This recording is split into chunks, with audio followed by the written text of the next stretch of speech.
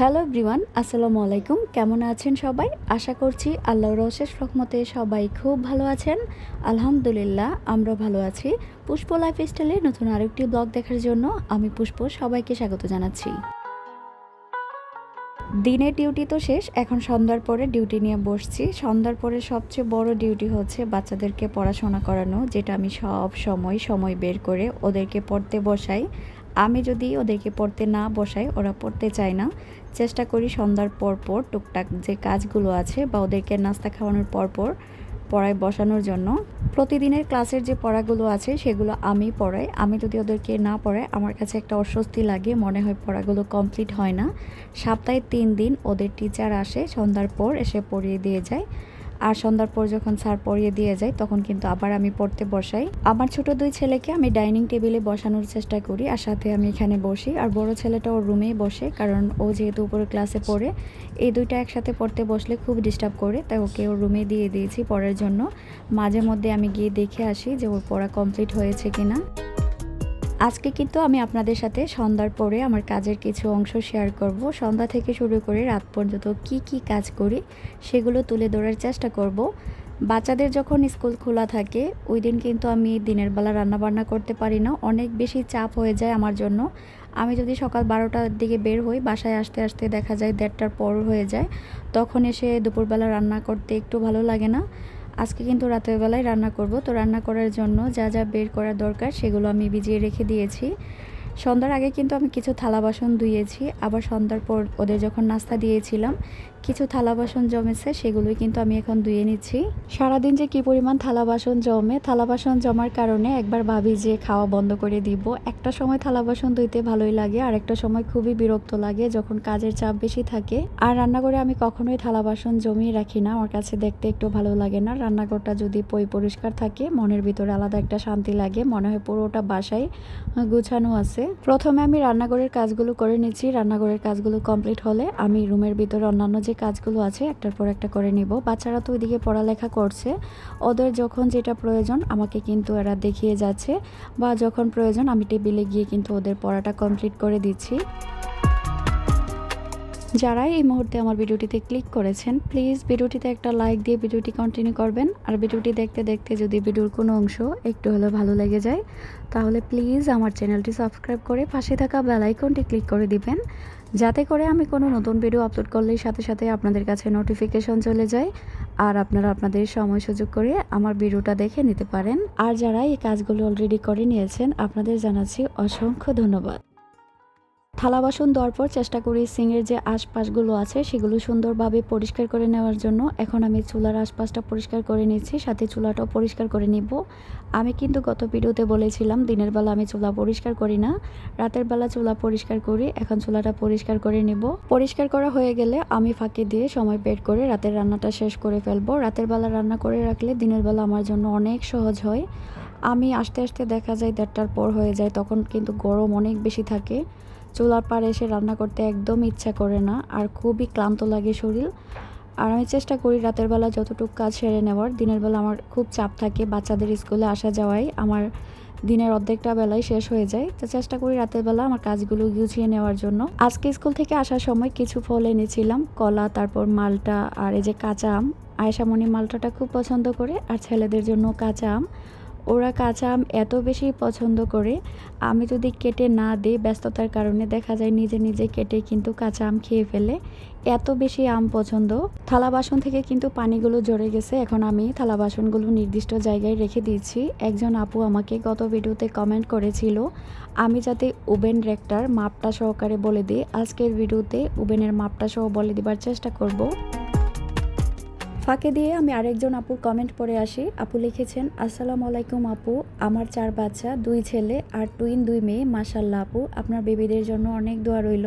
আপু আপনার উত্তরটা দেওয়ার আগে আমি আরেকজন আপুর একটা কমেন্ট পড়ে আসি। আপু আমাকে লিখেছেন, প্লিজ আপু জানাবেন আপনার কিচেনের যে বড় সেলফটা এটার উচ্চতা বা চওড়া কত ইঞ্চি, প্লিজ জানাবেন। আপু এত সুন্দর করে রিকোয়েস্ট করেছে, যদি উত্তরটা না দেই তাহলে কিন্তু হবে না। আমি কিন্তু একদম ম্যাপে বলে দিচ্ছি। আপু এটার উচ্চতা হচ্ছে 51 ইঞ্চি আর এটার চওড়াটা হচ্ছে 30 ইঞ্চি। অনেকে কিন্তু সিংয়ের উপরে যে সেলফটা এটার মাপ অনেক আগে জানতে চেয়েছিলেন, আমি আসলে ওইভাবে মাপিনি, তাই আপনাদের সাথে শেয়ার করা হয়নি। আজকে এটা সহকারে মাপটা বলে দিচ্ছি। এটার উচ্চতা কিন্তু হচ্ছে 30 ইঞ্চি আর এটার যে চওড়াটা এটা হচ্ছে 19 ইঞ্চি। আজকে কিন্তু রান্নাঘরে আরও একটা কাজ করেছি, রান্নাঘরটাকে কাপড় পরিয়ে দিলাম। আমি নিচের পাশটাতে আমার যে পাতিলগুলো আছে বা বিভিন্ন ঝুড়ি আছে সেগুলো রাখি, দেখতে ভালো লাগে না। আমার রান্নাঘরে কিন্তু সেলফ করা নেই, দেখতে খারাপ লাগে। অনেক আগেই ভেবেছিলাম যে সেলফ করব, কিন্তু এই বাসায় আমি থাকি না না থাকি তার কোনো গ্যারান্টি নেই, কারণ বাচ্চাদের স্কুলের পাশে হয়তো বাসা নিয়ে চলে যাব। আমার কিন্তু যাতায়াত করতে বাচ্চাদের স্কুলে খুব কষ্ট হয়ে যায় একা একা 4 বাচ্চা নিয়ে। তো এখনও জানি না কপালে কি আছে, যদি এখানে থাকি হয়তো রান্নাঘরে সেলফগুলো বানিয়ে নেব, আর যদি না থাকি তাহলে এভাবেই থাকবে, ভাড়া দিয়ে চলে যাব। আসলে আমি সিদ্ধান্ত নিতে পারছি না আমার জন্য কোনটা ভালো হবে। আমি যখন ভাবি আমার বাড়িটা ছেড়ে আমি চলে যাব তখন কিন্তু আমার অনেক খারাপ লাগে। শুধু আমার একটাই পিস টান এই বাড়িটার জন্য। আপনারা যদি আমার ভিডিওগুলো দেখেন তাহলে কিন্তু অবশ্যই আপনাদের যা মতামত, আমি কি এই বাসায় থেকে বাচ্চাদের স্কুলে নিয়ে যাব নাকি ওদের স্কুলের পাশে চলে যাব, আমার তো অবশ্যই নিজস্ব একটা মতামত আছে। আপনাদের একটা মতামত চাচ্ছি। আমি আসলে কোনো সিদ্ধান্তই নিতে পারছি না আমার জন্য কোনটা ভালো হবে। আপনাদের কিন্তু যদি কোনো মতামত থাকে আমাকে কমেন্ট করে লিখবেন। এই বাড়িটা কিন্তু আমার স্বপ্নের বাড়ি, আমার শখের বাড়ি। অনেক কষ্ট করেছি এই বাড়িটা বানাতে গিয়ে। যখন মনে হয় বাড়িটা ছেড়ে অনেক দূরে চলে যাব তখন কিন্তু অনেক মন খারাপ হয়। যখন নিজের শরীরের উপর অনেক বেশি চাপ পড়ে তখন বাসাটা ছেড়ে যেতে ইচ্ছে করে, আবার যখন নিজের বাসার কথা মনে পড়ে তখন মনে হয় যে না, এই বাসায় আমি থাকবো। জানি না আল্লাহ আমার কপালে কি রেখেছে, কোনটা করলে আমার জন্য ভালো হবে। আল্লাহ উত্তম পরিকল্পনাকারী। আল্লাহ যখন যেটা আমার জন্য নির্ধারণ রাখে তখনই আমি আলহামদুলিল্লাহ বলি। গতকাল রাত্রে কিছু কাপড় ভাঁজ করেছিলাম, প্রায় 3 দিনের কাপড় ভাঁজ করাটা আমার এত বেশি বিরক্ত লাগে। কাপড় ধুইতে ধুইতে এত কাপড় জমায়, ভাঁজ করতে গেলে আমার অবস্থা টাইট হয়ে যায়। 1 ঘন্টা সময় লাগিয়ে সবগুলো কাপড় ভাঁজ করেছি। আজকে যদি আমি এগুলোকে নির্দিষ্ট জায়গায় না রাখি দেখবো যে সব কাপড় আবার বাচ্চারা এলোমেলো করে ফেলেছে। আমি কিন্তু আমার ছেলে মেয়ের কাপড় এই আলমারিতেই রাখি, 4 জনের কাপড় একসাথেই রাখি।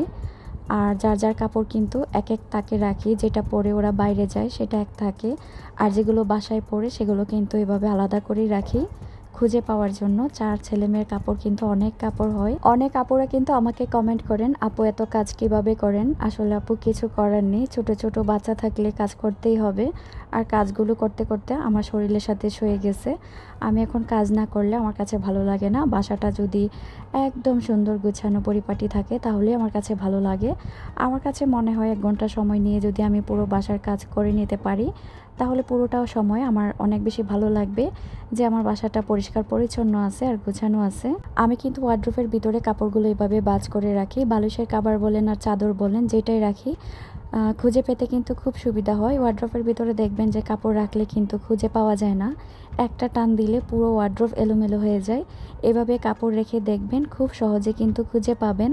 এই ওয়ার্ড্রোবের ভিতরে কিন্তু 3-4 বছর আগে আমি আমার বাচ্চাদের কাপড়গুলো রাখতাম, কিন্তু সমস্যা হচ্ছে একটা কাপড় টান দিলে পুরো ওয়ার্ড্রোব এলোমেলো হয়ে যেত। সেই দুঃখে কিন্তু আমি এটার ভিতরে আর কাপড় রাখতাম না। এখন দেখেছি এভাবে ভাঁজ করে রাখলে বেশি সুবিধা, কাপড়গুলো খুঁজে পাওয়া যায়। আচ্ছা, কাপড়ের কথা বলতে বলতে কিন্তু আমি একজন আপুর কমেন্টের উত্তর দিতেই ভুলে গেছি।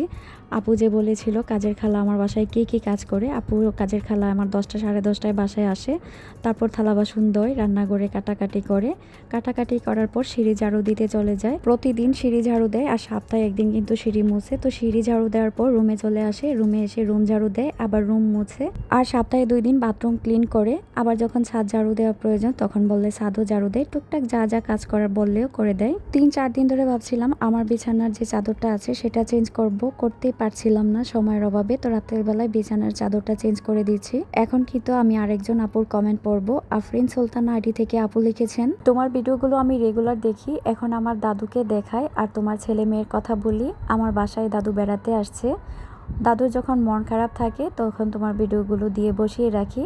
তোমার ফ্যান বলতে পারো। লাভ ইউ আপু, লাভ ইউ টু। তুমি যে এত সুন্দর করে আমাকে একটা কমেন্ট করেছো। প্রথমে দাদুকে সালাম জানাচ্ছি, অনেক অনেক ভালোবাসা রইল দাদু আপনার জন্য। আল্লাহ আপনাকে সব সময় সুস্থ রাখুক, ভালো রাখুক। আমার মতো একটা ছোট মানুষের ভিডিও আপনি বসে বসে দেখেন, এটাই কিন্তু আমার জন্য অনেক কিছু।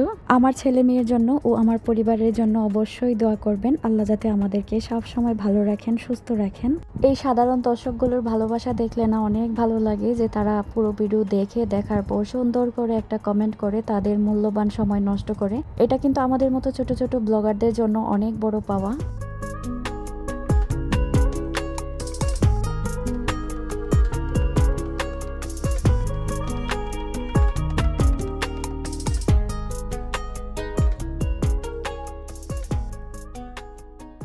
আপু আপনি যে বলেছিলেন এক্সট্রা থালা বাসনগুলো কোথায় রাখি, খালা যে থালা বাসনগুলো এসে ধুই, এই যে দেখুন এই ঝুড়ির মধ্যে রেখে দিয়েছি।